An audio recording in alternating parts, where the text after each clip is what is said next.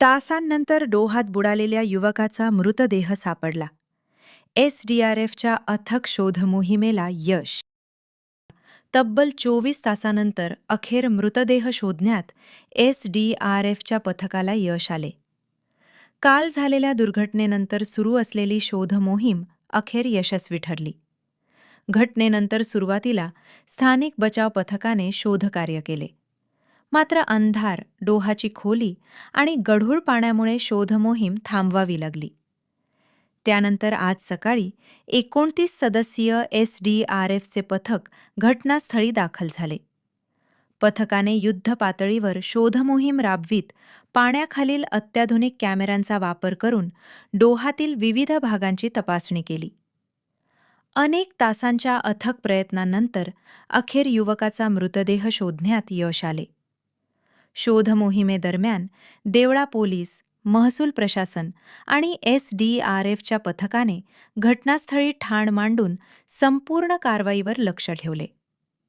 सर्व यंत्रणांच्या समन्वयातून ही मोहीम यशस्वीरित्या पूर्ण करण्यात आली. युवकाचा मृतदेह बाहेर काढल्यानंतर पंचनामा व इतर कायदेशीर प्रक्रिया पूर्ण करण्यात आली. त्यानंतर बजरंग रुग्णवाहिकेद्वारे मृतदेह पुढील तपासणी आणि शवविच्छेदनासाठी शासकीय रुग्णालयात रवाना करण्यात आला. या घटनेमुळे परिसरात शोककळा पसरली असून युवकाच्या कुटुंबियांवर दुःखाचा डोंगर कोसळला आहे.